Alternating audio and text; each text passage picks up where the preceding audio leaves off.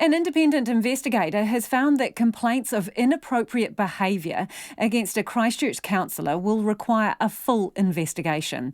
Deon Swiggs has been on leave from council duties for a fortnight after allegations of grossly inappropriate social media messages and insisting on hugs instead of handshakes to people as young as 13. In the preliminary assessment of the Code of Conduct complaint against Mr Swiggs, retired High Court Judge John Matthews found that 2 of the 5 complaints warrant a full investigation. One of the complaints has been referred to an unnamed agency, and the 3 remaining complaints have been dismissed. Our Christchurch reporter unnamed has the story. The under-siege councillor Deon Swiggs hit out at the Christchurch City Council's independent assessment at a media stand-up today, saying he was disappointed at the decision from John Matthews. The decision has been made without fair consideration of all information. In it, Mr Matthews states he has had no contact with me or any of the complainants. The decision also refers to information he has received, which has not been passed to my senior legal counsel. Mr Swiggs also released messages he exchanged with the complainants.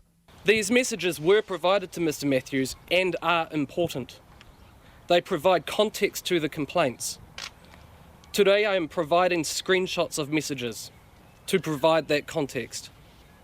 I am disappointed that I've had to do this, but I feel I've been left no choice. In the messages, Mr Swiggs asks a complainant on May the 15th about where their Facebook profile picture is. A part of the social media conversation which has been voiced up starts with Mr Swiggs saying, "Yo, where is your profile picture?" To which the complainant replied, "Ah ha ha ha ha, I didn't like my last one and need to take a new one, laugh my ass off." Mr Swiggs replied to that by saying, "But you are a good-looking dude no matter what. Don't be too harsh on yourself."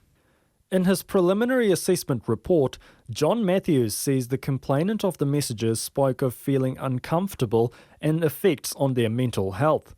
Mr Swiggs commented on the timing of the leak of the complaints to the media. I believe the leak to the media about these complaints at the same time that voting papers were posted is not coincidental. Christchurch Mayor Leanne Dalzell would not be drawn to comment on the news that 2 of the complaints will be investigated fully. But questions still remain on whether Ms Dalzell or the council did enough when the complaints were first brought to their attention in May.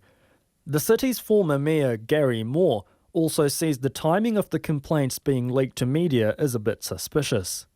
I have to say, as an old political hack, when these things come out just before voting time, you'd have to say it's a bit suspicious. Mr Moore says Mr Swiggs cannot stand down by law as he is already on the ballot paper. The voters of Christchurch Central have to make a call individually on whether they feel comfortable with Deon now. Mr Swiggs says his legal counsel Phil Shammy has advised him to take 48 hours to consider further advice, which may include filing in the High Court for a judicial review of the process. RNZ News contacted the complainants for comment today, but they have not responded. In Christchurch for Checkpoint, ko Ananzaki tēnei. And we have since received an email from Penny Prescott from the Canterbury Youth Workers Collective, an organisation supporting the complainants. She condemns Deon Swiggs' release of his text messages and says they are only a portion of what has been raised in the complaint. Penny Prescott says it's not just the messages that are of concern to the young people, but the overall pattern of behaviour. She also denies that the timing of the complaints was politically motivated.